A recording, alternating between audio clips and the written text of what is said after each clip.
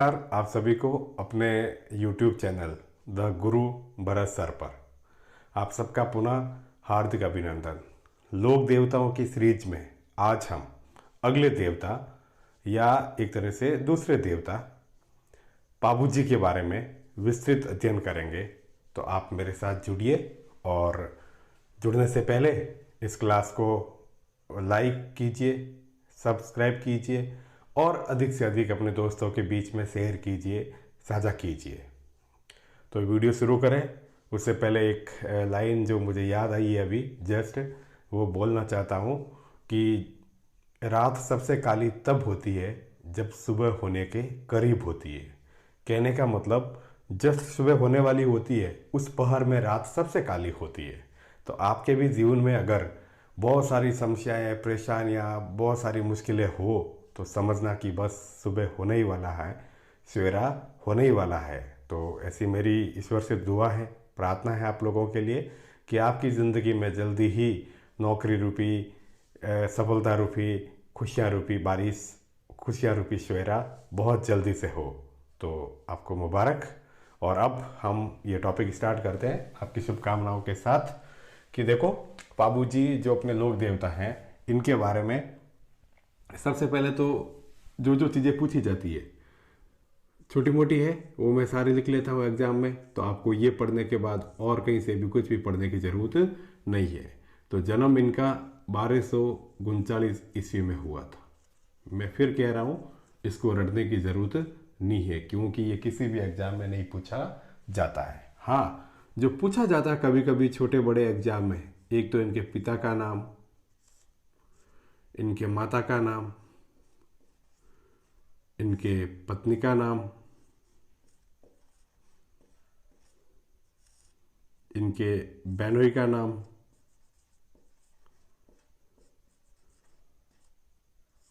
इनकी घोड़ी का नाम, इनको अवतार और इनके अन्य नाम।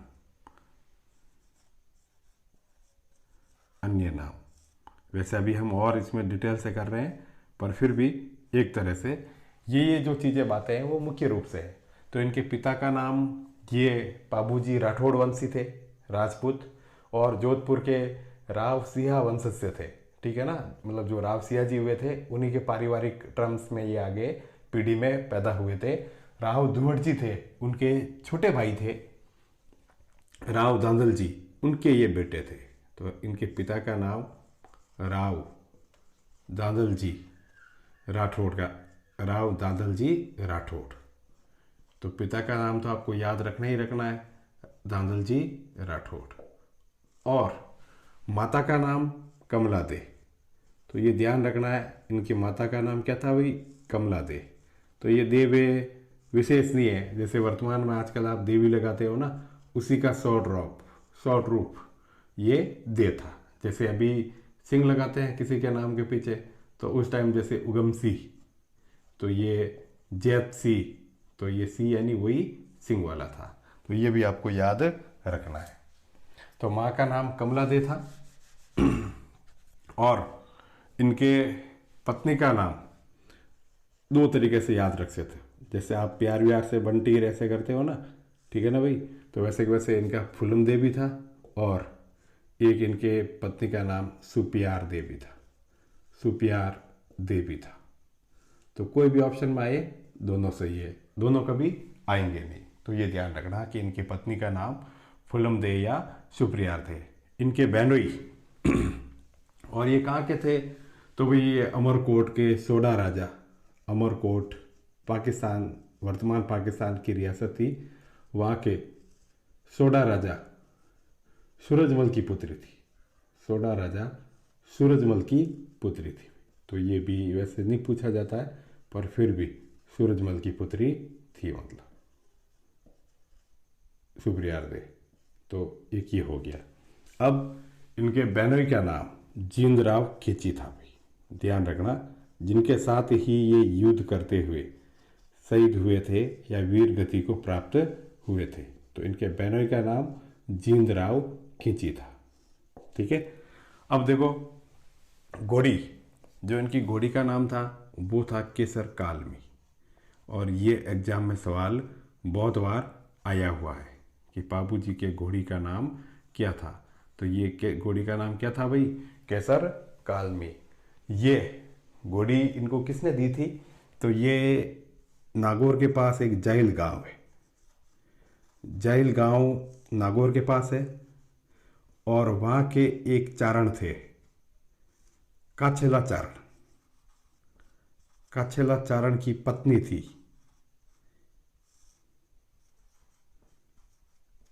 देवल चारणी। तो ये इनको देवल चारणी ने ये घोड़ी प्रदान की थी या दी थी। और इसी बात को लेकर इनके और इनके बहनों के बीच में द्वंद्व हुआ था या लड़ाई हुई थी या अदावत हुई थी, जिसके बाद ये युद्ध में वीर गति को प्राप्त हुए थे जोधपुर के पास देचू गांव में। देखो इसके बारे में एक कहानी है, ऐसी लोक मान्यता के अनुसार। लोक देवताओं के बारे में लोक धारणाएं जो हैं, लोक मान्यताएं जो हैं, वही ज़्यादा किंवदंतियों के रूप में, बातों के रूप में प्रचलित रहती है। तो ऐसा कहा जाता है कि एक बार बाबूजी निकल रहे थे और जो केसर कालमी घोड़ी थी वो जींदराव खिची को भी पसंद थी और बाबूजी को भी पसंद थी। जब ये बात बाबूजी ने इस देवल चारणी को बताया तो देवल चारणी ने एक शर्त रखी थी कि मैं तुम्हें ये घोड़ी तभी दे सकता हूँ या तभी दे सकती हूँ जब तुम मेरी संकट के समय में रक्षा करोगे। और संकट उस टाइम में जैसे अभी जैसे कोई सोना वोना नहीं था पहले की तरह, पहले गायें ही सबसे बड़ा धन होती थी, गाय यानी काउस मतलब। तो बोला कि जब भी मुझ पर संकट आएगा तब तुम्हें ये वचन देना पड़ेगा या तुम्हें मेरी सहायता करनी पड़ेगी। तो इन्होंने कहा कि बिल्कुल, ये मेरा वचन है कि जब भी तुम्हें मेरी आवश्यकता होगी तो मैं कोई भी अत्यावश्यक कार्य होगा उस सबको छोड़कर मैं तुम्हारी रक्षा करूंगा। तो बोले कि फिर जैसे अभी की तरह व्हाट्सएप पर ये जो अपना फेसबुक पर ये फ़ोन और कॉल और मैसेज और वीडियो और ये तो थे नहीं। बोले मुझे पता कैसे चलेगा कि तुम पे कोई संकट है या तुम संकट में हो। तब उसने कहा था कि देवल चारणी ने कहा था कि मेरी घोड़ी की ये विशेषता है कि जब कोई भी समस्या आएगी तब ये घोड़ी हिनहिनाएगी, मतलब बोलेगी, तब तुम समझ जाना कि मुझ पे संकट आया हुआ है। और ऐसा कहते हैं कि जींदराव खिची ने देवल चारणी की गायों को लूट लिया था और जब बाबूजी का विवाह हो रहा था और जब उन्होंने 3.5 फेरे ले लिए थे, शादी के 7 फेरे होते हैं सामान्य रूप से या सभी रूप से हिंदू धर्म के अनुसार, जब 3.5 फेरे ले लिए थे इन्होंने तब जाकर घोड़ी हिनहिनाई थी। तो इन्होंने बीच में ही अपनी शादी की जो रस्म थी उसको छोड़कर अपनी घोड़ी के साथ देवल चारणी की गायों की रक्षा की थी और गायें जींदराव खिची से और मिणाओं से लड़ते हुए इन्होंने गायें छुड़ाई थी और उसी में ये वीर गति को प्राप्त हुए थे। तो ऐसा कहा जाता है कि इस केसर कालमी घोड़ी ने ही घर पर आकर उनके वीर गति की सूचना दी थी और साथ में पाग यानी पगड़ी लेकर आई थी। तो वो जो रानी ये फुलम दे या सुप्रियार दे थी वो उस पाग के साथ ही सती हुई थी। तो ये एक छोटी सी इस केसर कालमी घोड़ी की विशेषता थी, ठीक है ना। अब देखो इनको अवतार किसका माना जाता है, तो ये भी ध्यान रखना भाई। इनको हमेशा तो क्या भाई, अवतार तो एक ही बार इनको लक्ष्मण का अवतार माना जाता है। भगवान राम के भाई लक्ष्मण का अवतार माना जाता है। तो ये लक्ष्मण के अवतार माना जाता है, ठीक है ना। और इनके अन्य नाम क्या है भाई, तो एक तो ऊँटों के रक्षक देवता, ठीक है ना, ऊँटों के रक्षक देवता, ऊँटों के रक्षक देवता, प्लेग रक्षक देवता, प्लेग रक्षक देवता, ये भी इन्हीं की या फिर ये इसी नाम से भी जाने जाते हैं, प्लेग रक्षक देवता। और उस समय में मोस्टली गायों की रक्षा के लिए तो सभी अपने प्राणों की बाजी लगाते थे, तो गायों के रक्षक देवता के नाम से भी ये प्रसिद्ध है। मतलब ये भी ध्यान रखना भाई, ठीक है ना, गायों के रक्षक देवता। तो ये इनके 3 उपनाम या अन्य नाम भी मतलब प्रचलित है। अब एक वैसे ये तो लास्ट वाला पॉइंट है, पर फिर भी हम बता देते हैं कि इनकी जो वीर गति है ये कहाँ पे हुई थी, तो ये देचू गांव जो वर्तमान में जोधपुर के पास पड़ता है, तो देचू गांव में ये वीर गति को प्राप्त हुए थे। अब देखो कुछ चीज़ें जो आपको मैं बताना चाहता हूँ वो ये कि बाबूजी ने हमेशा ऊंच नीच को कभी नहीं माना था। मतलब कि ऊंच नीच के वो भेदभाव के वो खिलाफ थे। इसीलिए इन्होंने हमेशा जो नीच जाति समझी जाती है, थोरी या नाइक, उनको अपने बराबर स्थान दिया था। ये जो आना बघेला उस टाइम बड़ा ऐसे शक्तिशाली राजा था, उसके जो ये सात थोरी भाई थे दुश्मी, उनको अपने यहाँ जगह दी थी।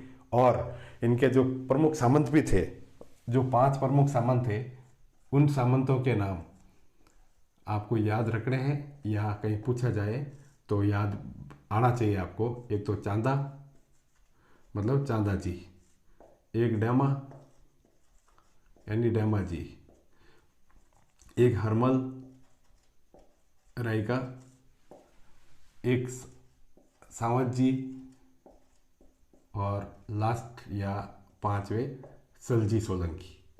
तो ये 5 इनके सामंत थे, मतलब ठीक है ना, इनके कार्यकाल में। और अब कुछ चीज़ें अलग कि जो पाबू जी की पढ़ वाची जाती है, पढ़ भी कह दो या फड़ भी कह दो। ये पहले बात तो ये होती क्या है, तो ये ध्यान रखना, किसी भी लोक देवता की या किसी भी महापुरुष की जीवनी को या जीवन के अच्छे पक्ष को, वैसे ये हम टॉपिक अलग से एक पूरा लेंगे पढ़ वाला, कि कौन सी दिन को वाचन होती है, किस पे डाक टिकट जारी हुआ, कौन सी लंबी है, ऐसी है वैसी है, सब चीज़ें एक बार अलग से पढ़ वाला ही टॉपिक ले लेंगे। पर अभी जब इसका संदर्भ आ गया है तो ये कहते किसे हैं, तो पढ़ या फड़, यानी वैसे पढ़ यानी पढ़ना, मतलब जीवनी को पढ़ना। तो किसी भी लोक देवता या महान जो हस्तियाँ होती है, उनकी जीवनी का पर्दे पर, जीवनी का पर्दा यानी कपड़े पर, जीवनी का कपड़े पर या पर्दे पर चित्रात्मक अंकन, कपड़े पर चित्रात्मक अंकन पढ़ कहलाता है। चित्रात्मक अंकन पढ़ कहलाता है। तो एक तो ये चीज़ ध्यान रखना, वैसे पूरा अच्छे से बताएंगे हम आपको। तो ये अब देखना पाबू जी के बारे में, जो पढ़ के बारे में विशेष रूप से, एक तो ये सर्वाधिक लोकप्रिय, मतलब कि सबसे ज़्यादा लोकप्रिय पढ़ जो वर्तमान में है वो पाबू जी की पढ़ है। पढ़ बोलो फड़ बोलो एक ही बात है। हाँ, कभी सवाल अगर ये आ जाए कि सर्वाधिक प्रसंगों वाली कौन सी है, तब ध्यान रखना वो देवनारायण जी की आएगी। सबसे पहले डाक टिकट किस पे जारी हुआ था, वो भी देवनारायण जी की आएगी। सबसे छोटी कौन सी है, तब भी वो देवनारायण जी की आएगी, क्योंकि इस पर 2x2 सेंटीमीटर का जो डाक टिकट जारी हुआ था तो वो छोटी भी हुई थी। और सबसे बड़ी पढ़ पूछे तब भी देवनारायण जी का आएगा। वो जंत्रवादी यंत्र पर गुजर जाति के कुंवारे भोपे उसका वाचन करते हैं। बैसासुर की पढ़ का वाचन नहीं होता है, सिर्फ पूजन होता है। रामदला कृष्णदला की पढ़ एकमात्र ऐसी पढ़ है जिसका वाचन दिन के समय होता है, ठीक है ना भाई।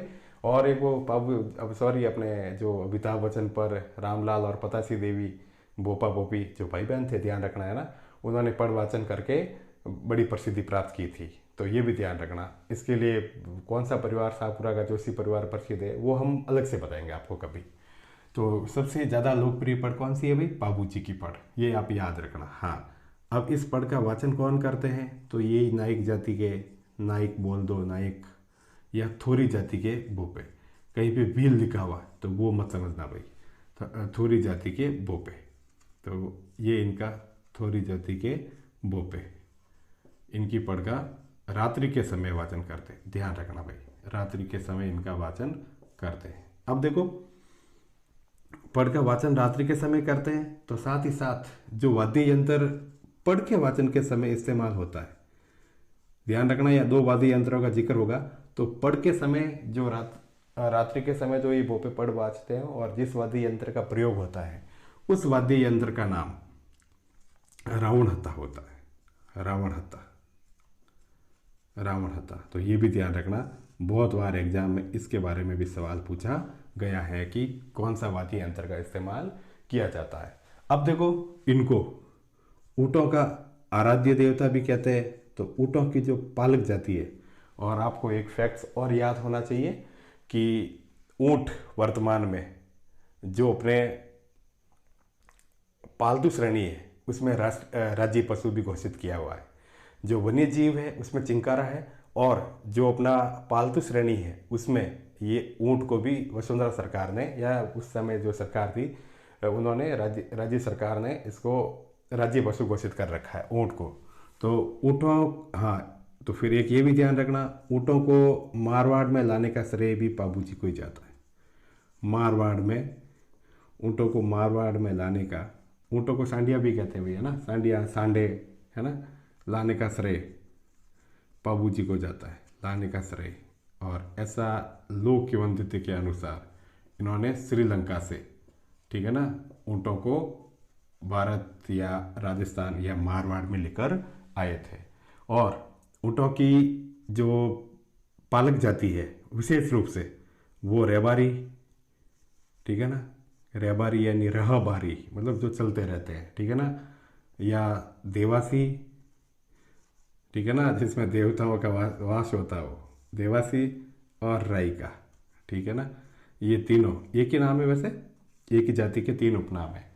इस जाति के ये आराध्य देवता है, ना कि कुल देवता है, तो ये भी ध्यान रखना, इनके प्रमुख आराध्य देवता है। तो ये सवाल आरएस में या सेकंड ग्रेड में या स्पेशली आप कभी भी देखना, आरएस में तो ये सवाल हर बार पूछा गया है, हर बार पूछा गया किसी न किसी रूप से कि इनके आराध्य देवता कौन से हैं, या पाबू जी का नाम देकर इनकी आराध्य जाति कौन सी है, तो ऊँटों का लाने का श्रेय किसको है, तो ये सब चीज़ें मतलब, ठीक है ना।